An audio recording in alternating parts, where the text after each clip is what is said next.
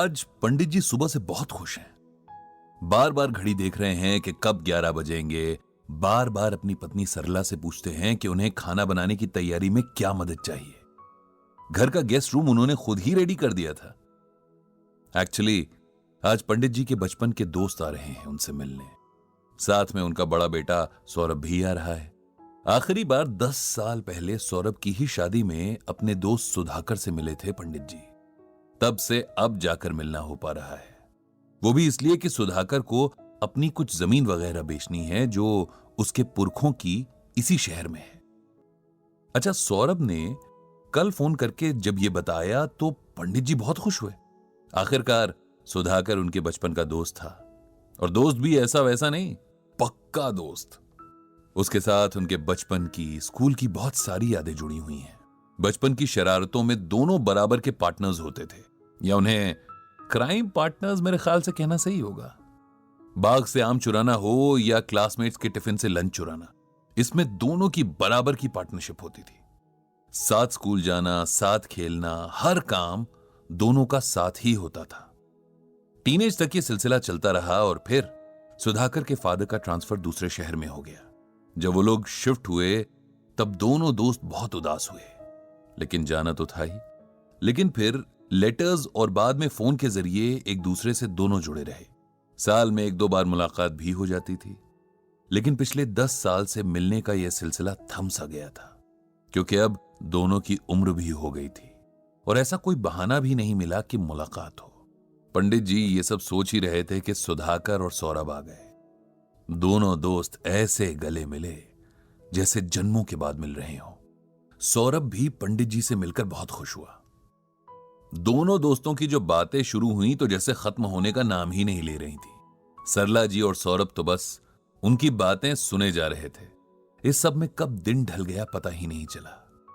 Dinner के बाद जब सब सो गए तब पंडित जी अकेले ही बरामदे में बैठे कुछ सोच रहे थे। उनके ध्यान में रह रहकर सौरभ का मुरझाया हुआ चेहरा आ रहा था। पता नहीं क्यों, लेकिन उन्हें लग रहा था कि सब कुछ ठीक नहीं है, कहीं कोई परेशानी है, वरना सौरभ के चेहरे पर तो हमेशा स्माइल रहती थी। उन्होंने सोचा कि सुबह जरूर सौरभ से बात करेंगे। सुबह जब पंडित जी वॉक पर निकल रहे थे तो सौरभ भी उनके साथ आ गया। कुछ फॉर्मल बातों के बाद आखिर पंडित जी ने सौरभ से पूछ लिया कि क्या वो किसी परेशानी में है। सौरभ पहले तो हिचकिचाया, लेकिन फिर वो पंडित जी के आगे खुल गया। उसने बताया कि उसकी लाइफ में पिछले कुछ सालों से बहुत टेंशन चल रही है, जिसकी वजह उसकी वाइफ और मदर का रिलेशन है। मैं समझा नहीं, पंडित जी ने सौरभ से कहा। सौरभ बोला, मैं आपको डिटेल में बताता हूं। मेरी शादी में तो आप आए ही थे। मेरी पत्नी निधि बहुत अच्छे नेचर की, समझदार और पढ़ी लिखी लड़की है। मेरी मां भी अच्छे नेचर की है, ये तो आप जानते ही हैं। शादी के कुछ वक्त बाद तक सब सही से चलता रहा, लेकिन फिर धीरे धीरे निधि और मां के बीच टेंशन बढ़नी शुरू हो गई। बहुत छोटी छोटी बातों से मिसअंडरस्टैंडिंग पैदा होनी शुरू होने लगी। दोनों को लगता था कि गलती हमेशा सामने वाले की है। पहले तो उन दोनों ने आपस में बात करके इश्यूज को सुलझाया, लेकिन धीरे धीरे उनके बीच बातचीत कम होने लगी और वो दोनों ही एक दूसरे की शिकायतें मुझसे करने लगी। मुझे समझ ही नहीं आता कि मैं क्या करूं, किसकी साइड लूं। मां को सही कहूं तो वाइफ नाराज हो जाएगी, और वाइफ को सही कहता हूं तो मां नाराज हो जाएगी। ये रोज रोज की लड़ाइयां अब इतनी बढ़ चुकी हैं कि मेरा ऑफिस से घर जाने का मन ही नहीं करता। पंडित जी को सौरभ की परेशानी अच्छे से समझ आ गई, लेकिन इसमें उनके दोस्त सुधाकर का रोल समझ नहीं आ रहा था। तुम्हारे पापा इस मामले में कुछ इंटरफेयर नहीं करते क्या? दोनों को समझाने की कोशिश नहीं करते? मेरे पापा का नेचर तो आप जानते ही हो। किसी भी तरह के लड़ाई झगड़े से वो दूर रहना पसंद करते हैं। फिर एज के साथ उनका ब्लड प्रेशर भी बढ़ा हुआ रहता है, इसीलिए हम भी नहीं चाहते कि उन्हें अननेसेसरी किसी टेंशन वाली सिचुएशन में घसीटें। एक ही घर में रहते हैं, इसीलिए पता तो उनको सब कुछ ही है, लेकिन वो सास बहू की लड़ाई में नहीं पड़ते। दोनों में से ना तो किसी को अच्छा कहते हैं ना बुरा।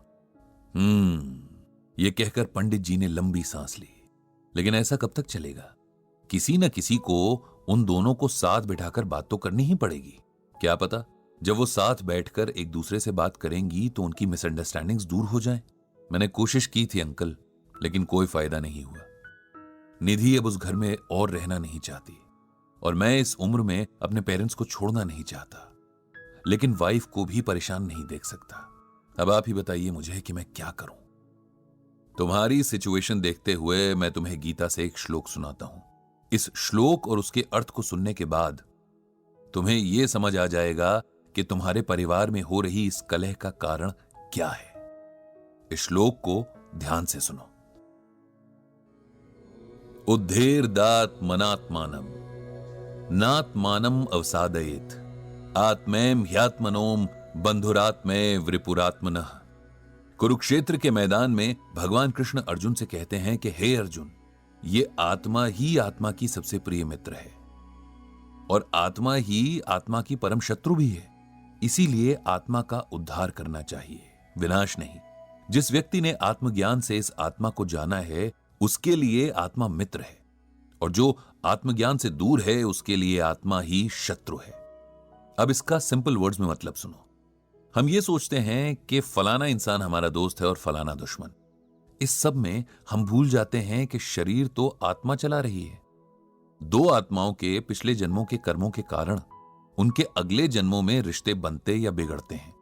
तुम्हारी मां और पत्नी के कुछ पिछले जन्मों के रिश्ते होंगे, कुछ आपस के हिसाब किताब होंगे जो इस जन्म में भी उनके साथ आए हैं। इसी वजह से दोनों के बहुत समझदार होने के बावजूद ऐसी सिचुएशंस बनती जाती हैं कि उनके बीच सब खराब हो जाता है। अगर तुम और बाकी परिवार के लोग इस बात को समझ लो तो आधी परेशानी यहीं खत्म हो जाएगी। उसके बाद यह समझना है कि इस जन्म के कर्मों और उसके फल को आत्मा अगले जन्म तक लेकर जाएगी और फिर यह चक्र कभी खत्म नहीं होगा। इसीलिए इसी जन्म में जो भी अच्छे बुरे कर्म हैं उन्हें सेटल कर देना चाहिए। जितना हो सके हमें हर किसी में आत्मा देखनी चाहिए और समझना चाहिए कि हर सॉल्यूशन में हमें आत्मा के रोल को देखना है। किसी काम को करते हुए घमंड नहीं करना कि जी मैं ये कर रहा हूं। साथ ही दूसरों के कामों में भी यही सोचना है कि ये उस शरीर को चलाने वाली आत्मा का काम है। इसी तरह से सोचेंगे तो अगले व्यक्ति के प्रति गुस्सा या नफरत नहीं होगी। तुम्हारी पत्नी और मां के रिलेशन में जो भी हो रहा है वो इसी अज्ञान के कारण हो रहा है। अगर तुम उन्हें गीता ज्ञान को सही तरीके से समझा सको तो शायद उन्हें अब समझ भी आ जाएगा। सौरभ ने पंडित जी की बातें बड़े ध्यान से सुनी और समझने की कोशिश भी की, लेकिन यह सब उसके लिए बिल्कुल नया था क्योंकि उसने इससे पहले कभी गीता ज्ञान को इतना सीरियसली सुना या पढ़ा नहीं था। पंडित जी ये बातें जानते थे, इसीलिए उसे गीता को पढ़ने के लिए कहा और जहां समझ ना आए तो उनसे पूछने को कहा। सौरभ ने भी हामी भरी और दोनों घर आ गए और पंडित जी ने भगवान श्री कृष्ण से सबके जीवन में शांति की प्रार्थना की। इस तरह से गीता ज्ञान का यह एपिसोड यहीं खत्म होता है।